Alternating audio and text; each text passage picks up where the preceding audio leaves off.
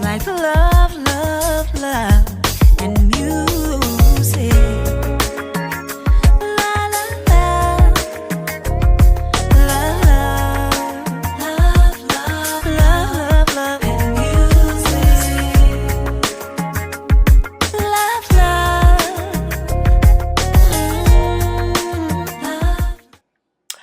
Hello, hello, hello, everyone. Thank you for tuning in. I am Jay Lee. This is Jay Lee's Corner. It's only 2 o'clock in the morning, y'all. That's not bad. Anyway, if you've not done so already, well, no, that's not it. Thank you for tuning in. That's first. Thank you for tuning in. This is my review for Love and Hip Hop New York and season 9, episode 2. Okay, now, if you have not done so already, please take a moment to subscribe to my channel, become a whole J Bird. Hello, hello, hello to all my J Birds.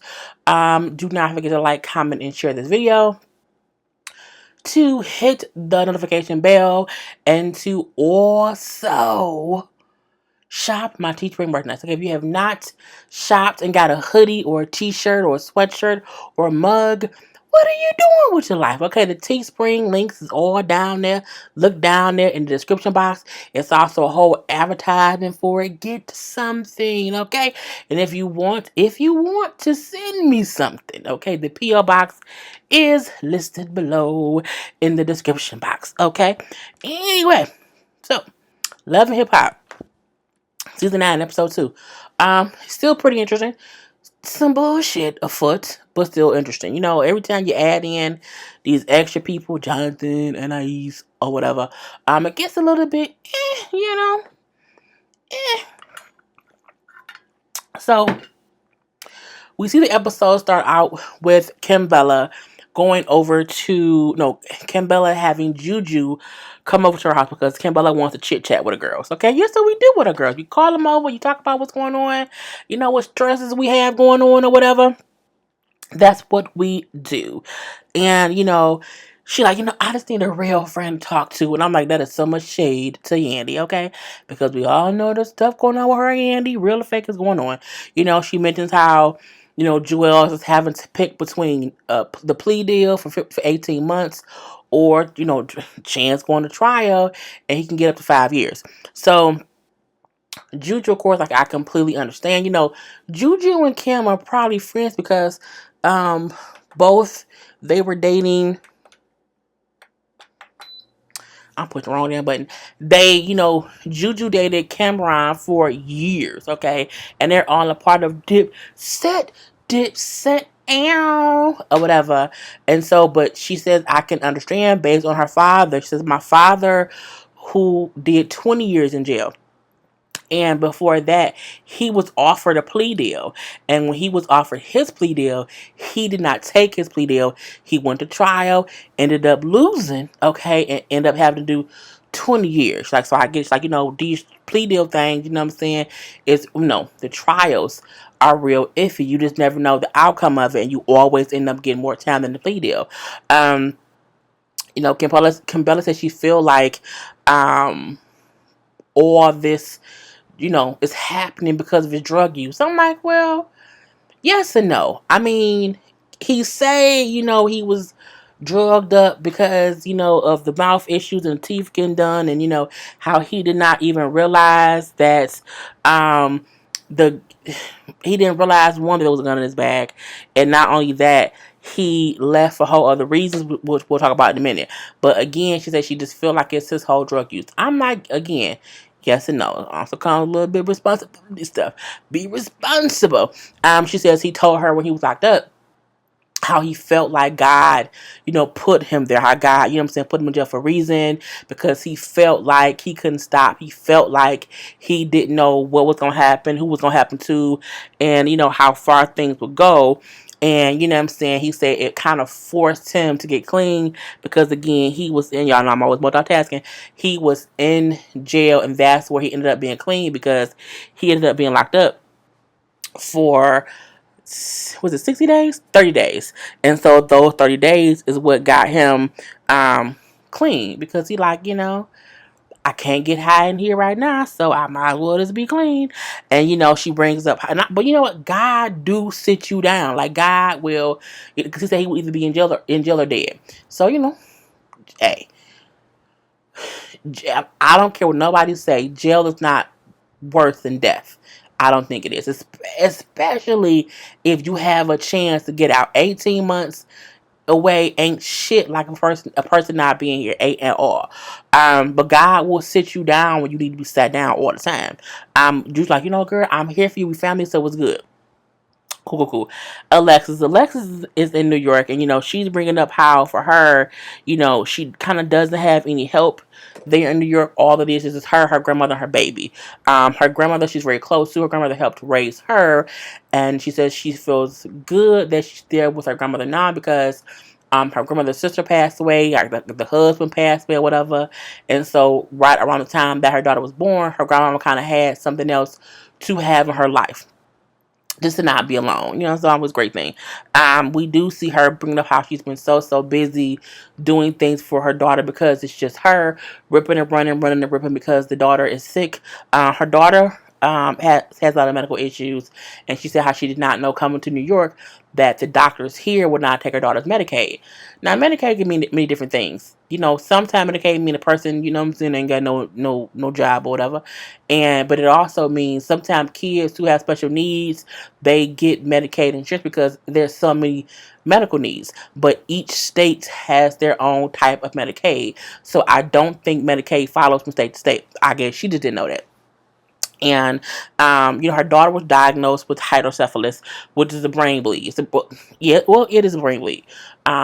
When I worked at another doctor's office before the one I'm at now, I worked with neurosurgeons and also a surgeon who dealt with children who needed to have shunts put in because they had hydrocephalus. And so the daughter does have an AV shunt in. She said she also has breathing treatments as well as different kind of physical therapies. The daughter was born at 23, 24 weeks, so she was a very much so a preemie. She was like 1 pound and some ounces when she was born. She could fit in Alexis's hand, so her daughter was basically a miracle baby. And she's had all these surgeries, but her daughter seems alert. Her daughter seems okay. So that's a great thing. You know what I'm saying? So her daughter's doing better now, but again, she still has all these appointments and doctor's visits that she has to stay on top of everything. Her grandma was asking her, like, 'cause she brought up how I seen Fetty or whatever. He came in when I signed my deal or whatever, and we were trying to talk, but things are going too well. Grandma like, girl, you know what I'm saying? You just need to move on from him. And she's like, well, no, grandma, I don't want to be with him, but I do want him to be a father to his daughter. Like, I want my daughter to have a father. And I don't see nothing wrong with Alexis want him to be a father to their kid. I think people always feel like, oh, she be doing too much. Oh, she, I don't know what's talking, come on. She needs to just, move on.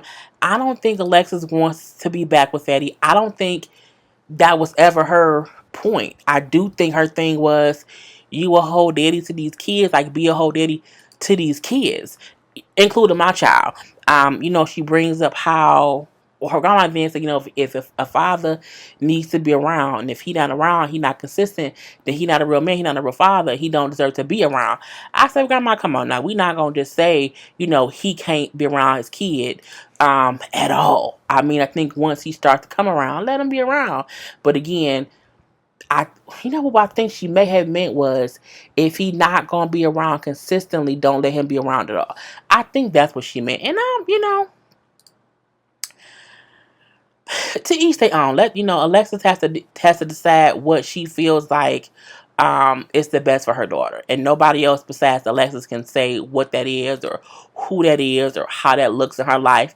Mainly because she's the only one having to deal with her daughter's health. Okay. And you do want the help of the second parent when your child is sick. You do want that because you don't want to go through that alone. And I get it. And she brings up how, I've asked him time and time again for a DNA test. He hasn't done it or whatever. I don't want no child support. I just want to be a father. And he keep acting like it ain't his baby because people like Solo Lucci be saying it could be his baby. Now, she said that on the show. And yesterday, well, Monday, Solo Lucci went on a whole little tirade on Instagram, like, oh, bitch, I ain't for clout. Who won't be? All this extra bullshit. First of all, Solo was high as a kite. Okay, high as 4 5 kites up a cow's ass. He was too goddamn high to be on social media talking. Second of all, he has said on one occasion or the other how he was messing around with her. It could be his baby. But what she said rang true, because the minute she mentioned his name, he, got on social media and was, I'm saying, oh my God, no. Oh, he did a whole, because he kept on saying, you ain't nothing, but he did like 8 videos. I'm like, if she ain't nothing, then bro, shut up. If she ain't nothing, why even respond? It was just dumb. And she said, you know what, look, forget all this bullshit. I'm tired of this bullshit. If you want to do a DNA test, Lucci, do one. Fine. To get it done or with, period. I mean, like, look, we done seen Maury put his hat in the ring. Maury want to have a whole DNA test too. I'm like, y'all, is this team too much? Somebody find out who baby daddy is and just leave it be. I don't really care. But her point is she just want a father for her child. And I don't see anything wrong with her wanting that. She bring up how Fetty was there when she was in labor. He was there for the birth. And he was supposed to sign the birth certificate, but he never did. He just up and left. But I mean, he's up and left all his kids. We see, Jewels meets up with Mano to chit chat. To chit chat. He brings up how he just own, he just owns stuck because there's so much you can't do with him being on house arrest. I'm like, well, you're not at home right now, though, your studio. But I digress. But I think his thing is he can't live at his house because he's on house arrest. He brings up how he never intentionally left the airport or had the gun in his bag. Him leaving the airport had nothing to do with the gun. He said, they was going through his stuff, and then he was then told higher authorities need to come search your bag. He then said, I knew I had a whole warrant off of my arrest over something else I didn't handle back in. I think he said back in, did he say Newark or Jersey? One of the two. He said, and so I easily left. Mainly because I didn't want the higher authorities checking my bag, coming to get me for a warrant. And I said to myself, if you had a whole warrant, where would you flying to, bruh? Anyway, he did again said it was not until he got into his car and was on the radio that he heard about the gun thing. I do think the gun part was an accident. I'm like, nobody knowingly, because he said, like, why would I be dumb enough to put a gun in my bag? I'm like, the fact that he had a warrant out, it's all stupid. Just to say that. It's all dumb. I mean, the Teeth has made some dumb things happen, mainly how he talk. And now, Teeth and the pills has got him all just pissed off to positivity. He can't talk like that. Anyway, but his thing is, I wasn't trying to run because of the gun. And now I'm in all this hot water. Man, like, the feds don't play fair. So, you're going to have to, like, it's going to be some time, bro. You know what I'm saying? He also brings up how, Joel say how, I'm not guilty. You know what I'm saying? And the feds or the DA want me to take this plea or go to trial. And like, that trial thing, can go either way or whatever. You know what I'm saying? And Joel saying how, but I'm not guilty. So me taking this plea, I feel like that's fucked up because I'm innocent. But I also don't want to do the trial and chance getting 5 years.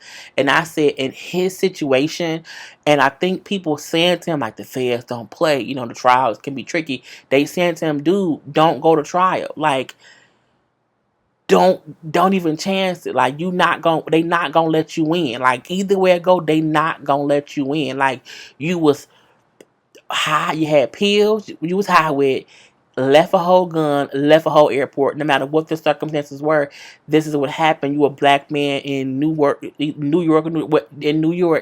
They not gonna play with you. Like, take that 18 months, and just suck it up. Take 18 months, you're gonna do 9 or 10 months, and then possibly get out for good behavior. Like, you just take that plea. And I know that sounds fucked up that they make innocent people take pleas and do jail time, but I'm like, he did have a gun. You know what I'm saying? He did have a gun in his back. It don't matter if he accidentally had it. Well, you know what? Plies got off. But Plies didn't leave. I think Joel's issue was he left the airport like he ran. I think that's the thing. So, you know what I'm saying? I would say in his case, don't try to go to trial. Take this young 18 months and, it's fucked up. It's fucked up. But you may have to just do a little 18 month. Anyway, you know what I'm saying? May not bring up how he know how it is because he went to jail for the first time when he was 16 on a drug-related kidnapping charge. I say drug-related kidnapping, that means somebody owed him some money or owed him some drugs, and they said, "Hold up, bro, you can't go nowhere till I get my stuff." That's what drug-related kidnapping mean. I'm guessing I don't think he really kidnap nobody, but if you hold someone against their will, it's considered kidnapping. You know what I'm saying? And drug-related mean it was because of some drugs. Okay, let's say that. Anyway, he said, and I was gone for 10 years. He said, I basically grew up in prison. He was like, so, you know what I'm saying? I started rapping in prison, so I get what you mean or whatever. You know what I'm saying? He's like, but the pain of prison, the pain of you going away for them couple months or whatnot, it hurts a little bit, but it won't last forever. Meaning you gonna get out in 18 months, bro. You have a whole out date. You know what I'm saying? You have a whole out date. And I feel like in prison, I'm like, man, dip set, out. Don't do out in prison. Don't do that. Anyway, that's a conversation. Jonathan, Zen, and Campbell all meet up, and I feel like it was for no reason. I feel like they putting them three together for no apparent reason, but I guess it's to break up the couple stuff and have some other stuff. But I don't care. Jonathan, Jonathan to me don't need to be on the show. Simply because I think he's extra. I just don't think he meshed in New York. I think he would probably be better in Miami. But in New York, Jonathan is like dramatic for no reason.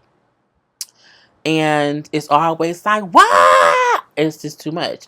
Between him and Anais, I can't take it. You gotta have one or the other. I can't do them both at all. And they all dress different. I'm like, are y'all in the same place? Like, Kimbella has on like a bodysuit, but still like a summer bodysuit. Sia had on like a little summer dress, but like she was ready to it was like an after sex summer dress. And then Jonathan had on like a suit jacket and a button up shirt. I'm like, is it hot or cold? I'm like, he was making me hot. But they all sitting around or whatever, just chit chatting or whatever. And seeing of course that she's trying to fuck Joe and Joey trying to fuck her. We know that. Jonathan bring up how, you know what I'm saying, he wants to be drama free or whatever and have a whole birthday party with no drama, but he know that Kimbella and Yandy beefing. And, Kim like, it's, Yandy threw me up under the bus or whatever at the reunion. Maybe 2 seasons ago. I don't even think this was last season. Because this was the season when the baby mamas was on there. And they ain't been on there in like 2 seasons. I'm looking like, you mad at her from 2 seasons ago? Girl, the fuck back. I'm like, you know what I'm saying? She then bring up how, because it was Mendice's son's party.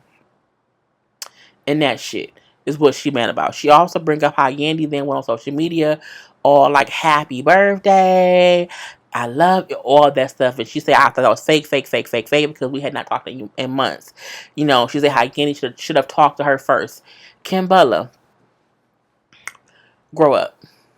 Like, we all know Yandy is different. Okay, let's just say that. I do feel like something Yandy does, sometimes she do make it public because she just wants to be in the public. I can get her saying, like, we ain't talked in months.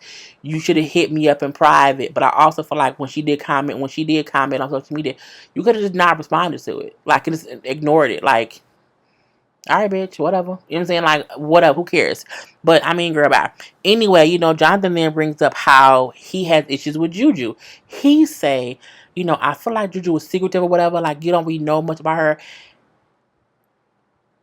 Kimbella then said, I can see what you mean. However, she's like that because you have to earn her trust. Like, once you've earned her trust, which I have, like, we cool, like we family or whatever, but you have to earn that. She does not just give that to you willingly or whatever. Jonathan then said, well, yeah, because we had a whole thing where I had talked to her about wanting to do a radio show with her or whatever, and it could have been good for me and her. And then she took the concept of the radio show with me and her, and did it on her own. So I feel like she's fake as a $2 bill. $2 bill. First of all, a $2 bill is real. So no one is fake If you say someone is fake a $2 bill, you stupid. Because that means they're real. Other than that, what concept? You saying me and you should do a radio show don't mean that's the concept. Because that's anybody can say, you don't know if you were the first one to say that to her. I'm like, I can tell all the way this gonna be some bullshit that he cooking up. This is some bullshit made up by Todd, made up by all kind of people just to bring the bullshit. I'm looking like this is some Todd bullshit. This is really some Todd bullshit. I was so confused. Boy, the fuck by. We then see Juju and Yandy meet up. And Yandy mentioned Jonathan party. And Juju like, oh, what party? Now, Yandy didn't know that Jonathan is basically mad at Juju. Who cares? So, Yandy said, well, you probably been too busy or whatever to, to have noticed the invitation. So, I know you invited her or whatever. But she wasn't. Anyway, you know what I'm saying? How you know? Did he tell you she was? No? Okay. Anyway, she then asked, Juju then asked if Kim coming to the party or something like that, and Yandy made a whole face. And she's like, well, what's up with y'all? Because I don't really know, what's going on or whatnot. Yandy like, well, I haven't talked to Kim Bella, whatever, since that whole last IG incident. You know what I'm saying? And since then, I kind of washed my hands of it because, you know what I'm saying, they have real things going on right now, and things between me and her is weird. And, you know what I'm saying, I love her too much to be beefing with her or whatever. So I kind of leave it alone or whatever, you know what I'm saying? I'm not trying to be on here, IG beefing with somebody or hating on her because our families are too close. She said, but I don't like how I have not seen her kids. I'm like, if you beefing with my mama, I don't think you're gonna see the kids. Like I just I don't know. You know what I'm saying? But whatever. She brings up how she did reach out to Kim, and she said, but Kim was mad. Because she said, I reached out to Kim when the whole Joelle thing happened. I reached out to her, but she got mad at me because I reached out to Joelle's family first. And I was like, bitch, who's hopscotch? 1, 2, 3, 4, pick a shoe. I was like, who cares? It's just stupid shit or whatever. She then said, then Mendici's been calling me like crazy. He want to find out what's going on with Joelle. He want to find out where Joelle's going to go. I'm like, Mendici, you in prison. You don't have no control over shit. Like, why are you wasting these prison minutes, these prison dollars, calling, asking about another man? Like, calm the fuck down. Like, I mean, don't call like crazy and ask for do. And I feel like Andy Wright was being extra on that. Because my thing is, bruh, just cut it out. Tell that man he got more to worry about. Chill the fuck out. Anyway, and it's like, it's so hard to believe that Joelle and Kimbella are in the same boat or going to be in the same boat that me and Mendici was a couple years ago. I'm like, you and Mendici is still in the same prison. Like, he's still in prison. But she's still in the Breakfast Club, but he coming home next year. So I guess that means she had to be on the show this year to cement her on the show next year. But anyway, but she says how Kim is not allowing her to be there for her. And I'm like, well, I see that too, but it is what it is. We do see Joe and Sin. Sin's still mad. Okay, well, the whole I want to fuck you, don't want to fuck thing. And you know what I'm saying? So she's giving Joe the silent treatment. So he decided he's going to make things better. And he's going to make her breakfast in bed or whatever. And I'm like, oh, that's so nice. This fool made her toast and a bowl of cereal. I said, that is not breakfast in bed. Like, I mean, I know he brought her into the bedroom or whatever. But I'm like, bitch, I couldn't get no bacon. A little scrambled egg. Like, I don't even need an omelet, but you can't scramble an egg for me? A bowl. And it was like Cheerio. Well, Cheerios are good for the heart, for the cholesterol. But still, I'm like, bitch, I can't get like some orange juice. No, I don't even drink orange juice. Look, I would have wanted a little scrambled egg, 2 pieces of bacon, okay, and like a bagel with some little grape jelly. That's what I would have wanted. Anyway, and then like a bottle of water, cold bottle of Smart Water. But and I'm like, wait a minute. The reason they're not having sex is because that damn crib is in the room. The baby's crib is in their bedroom. I'm like, that's why y'all not fucking the baby in there. You can't have sex when the baby's in there. Like, come. And I know, and I'm not saying you can't have your baby in the room, but I'm like, you can't want to fuck and the baby's in the room. Like, I don't think you should ever have sex with a baby in it. Don't do it. I digress. He bring up because she wakes up and she starts talking to him or whatever, and you know what I'm saying. He says, "I know, I need to make more of an effort to, make things up with her or whatever, even though I don't like how she made a scene in public, okay? But I know we gotta fix this shit. So she tells him how I just need more intimacy. Like, I just want more intimacy. And you know what I'm saying? He like, well, that's fine. I get that. But, excuse me, the way to do that is not to be out yelling and fussing and cussing in public. And it isn't. That's never a good thing or whatever. So, you know what I'm saying? She's like, you know what? I don't know, whatever. He then says, which I loved. He said, I'm sorry for not realizing, or acknowledging that you put forth such an effort to plan, you know what I'm saying, an effort and energy to plan a sexy parent night or whatever. I'm sorry about that or whatever.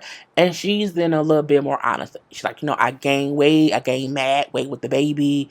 I don't feel the same. I don't feel sexy. I don't feel like you think I'm amazing. I don't feel like us.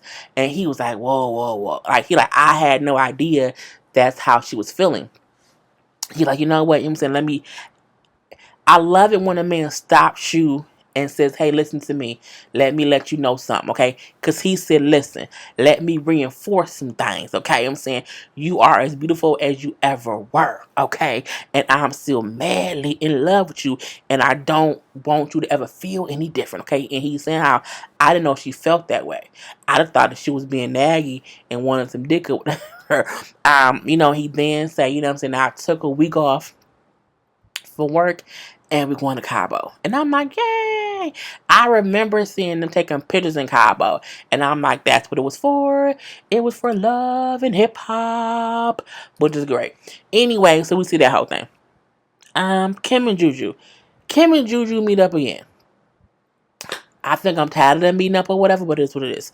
They meet up again, and Juju is now suggesting that Kim talk to Yandy, saying, talk to Yandy because she can let you know or give you some insight on how she handled things when Mendices went away. So talk to her. I'm pretty sure Kim Bella know plenty of people who boyfriend went to jail. I digress.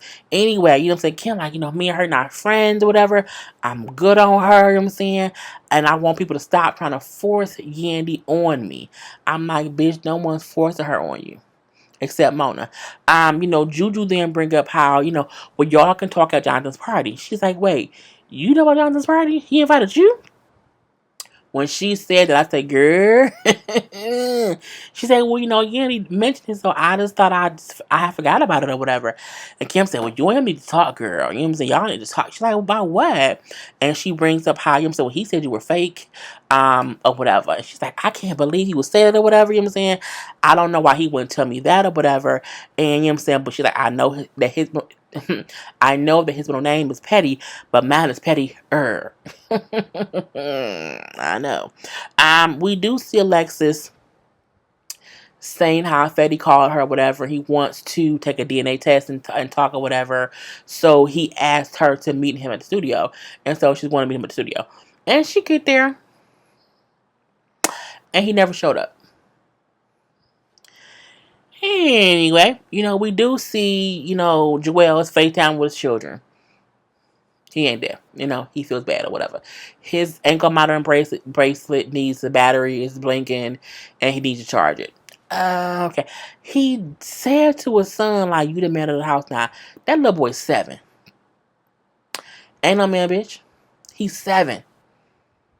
Ain't no man, bitch. Like, I don't like when men go away and they ask their children. He's 7. All he can do is maybe take the trash out. You know what I'm saying? Like, I can get if it's something like maybe 13, 14, and yeah, have that talk. You know, the house. He's 7. 7. Like, ain't no man, bitch. Is what I would have said. I just don't like people putting too much stress of you the man not on a 7-year-old. Okay, let that boy be a kid. Don't put the weight of it. Because he then said, because you not here? Anyway, Jonathan have his party. Okay, and, we see Anais. Okay, I told y'all I can't take her and him at the same time. Anais' confession look, she looked like a drag queen with a bad boob job. Like, her confessional look looks bad. Like, she lost weight. She's definitely smaller. Um, she looks, she almost looks sickly. And I'm like, did she look at herself? Like, did she mean to make herself look that way? I mean, why is her breast so far apart? It was just weird. I just don't know. And she still talk like she needs some Mucinex. Um, she's singing "Happy Birthday" to Jonathan. I guess she's trying to be Marilyn Monroe. No, budget, budget. Like budget Maryland or whatever. And she talks like the auntie who need rehab, but y'all let her stay and let her sing at the parties. Give it up. So, the old ratchet little old aunties who we know. She spoke to me mom bras right now. Grandma, she high. Fine, let her sing. That's how she was singing to me, in my opinion. Anyway, and plus she was the only one who wore all white, and Jonathan asked for everybody to wear all black because she's just extra. We then see Juju and Kimbella walk in, and Jonathan looks like somebody just like stuck a penis up his butt and he ain't want it. Like I ain't want that dick. That's how he was looking, and you know what I'm saying. He looking around or whatever, and then he says to Kimbella, like, saying, I can't believe or whatever. Could Juju then say, hey, I came to say happy birthday or whatever, but I found out that you have issues with me. Oh, so Kimbella, you told her because I was talking to, I said some things to you, you said some things about her, and you like, wait, y'all was both talking about me? Kimbella said, bitch, lies you tell. Well, dang what she said. That's what she said. Lies, you lying. But I say lies, you tell. I didn't say that. And then Anais like, well, you know what? Juju, be classy. You know what I'm saying, have some class. I'm like, what? Is she coming for Juju? Like, what's going on? We then found out she still mad at Juju for the last reunion because Juju was taken up for Yandy. Like, I don't know why why she fight Yandy's battles. I'm like, because she's friends with Yandy. Anais, you ain't got shit else to do. The drag show not starting. Your titties don't need to connect. Nothing. Okay, if you say so. So at this point in time, Juju like, girl, I ain't the one. Y'all better get her. Y'all better get her. I ain't the motherfucking one. I ain't the motherfucking one. We then see, I'm leaving. I'm leaving. She leaves. Then Juju and Jonathan walk away to have a conversation. You know what I'm saying? He like, you took a meeting, you know what I'm saying, without me. And, I told you what we should do, whatever. And then you went and took the meeting by yourself and booked the gig solo or whatever. And I felt like that was real secretive and real sneaky. She's like, what? She's like, well, first of all, the job thing was in Florida. You wasn't really around. She said, but your name was mentioned, which means we mentioned your name, bitch, and they didn't want you. They wanted me, and I took the deal. Okay, I made the bag, and I don't see nothing wrong with that. People be confused, thinking like because you mentioned something to them and what we should do, and if you go to whoever's supposed to be with, and it's a deal on the table, and they like, we got this deal, we want you. He ain't your partner. Okay? Okay? So you can't get mad because the people who was hired her and didn't want you. Okay? Sometimes they gonna want one and not the other. Okay? I would never want my friend to dim their light because they don't want me to shine with them. No, bitch, go do that and let me do me. Okay, is what I would have said. Anyway, he then tried to say how Kimbella, because now Kimbella then walked up, and then he said how Kimbella agreed with him. It was awesome. She's like, you flying? No, that's not true. Lies you tell. Lie. Don't lie to me. That ain't what I said. That ain't what I said. And she then said, when you said she was secretive, I did say, I can get what you mean. But she then said, and then I said, because you have to earn it from her. I said that. And I said, she did say that. She did say that. And then Juju like, you mad at me over something so petty at this point that I don't even care. Either, be my friend, not be my friend. I don't care. Oh, you don't care now? No, I don't give a fuck either. Okay? Zero fucks given. And then Yandy walks up. Dun dun dun. I'm like, this is some bullshit. So Jonathan like, Yandy, this is the worst party ever. Ever. No, it ain't. Bitch, it can't be. Might be, but it can't be. What's wrong, Jonathan? What happened? He then say, well, Juju and me, and you know what I'm saying, we're having an issue, and then it escalated because of Kimbella, and I'm like, no, it didn't. Kim Bella didn't. No, Jonathan. I said, you know what? I'm getting hood ranked because I don't know where he got that you and Juju's issue was escalated because of Kim Bella. All Kim Bella said was, "Bitch, don't lie on me. Don't try to make Juju think I'm out here helping you talk shit about her because that ain't what happened, bitch. That ain't what happened." And it wasn't. I'm like Jonathan the whole way, but he's petty and he's messy. It is what it is. You know what I'm saying? Juju was like, you know what I'm saying? You know what? I ain't got time for it. I ain't got time for it. Juju thought, you know what? I'm leaving. Bye. Kiss him goodbye, and she leaves. And then Jonathan, you know, I'm not. Y'all need to talk. And then he walks away. I'm looking like, how the fuck did this turn into Juju?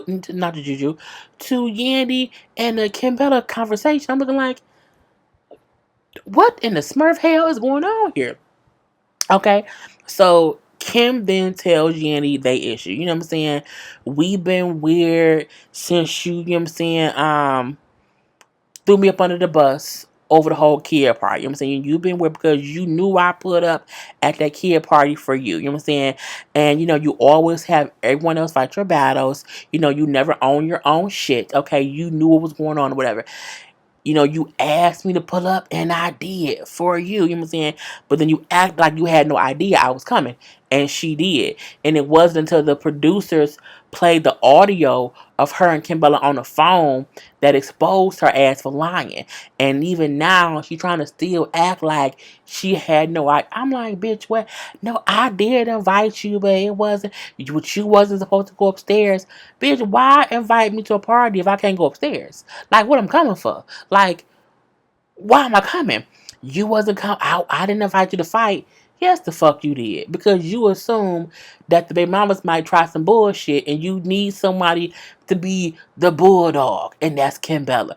Kimbella is like Ra Ali. Okay, she's gonna bark at people. She gonna get things done. Yandy gonna stand on the sidelines and what's going on? What's going on? She gonna Nicki Minaj it. So you know what I'm saying? I'm like, boy, back. And you know what I'm saying? When she said, you know, you wasn't invited, you wasn't supposed to attend that party, you know, to fight, you lying. No, Yandy, I don't believe you. I don't believe you. And Kim Bella said, you always lying, trying to play goody two shoes. Until you own your own shit, we don't need to talk. Bye. And she left. And then it went off.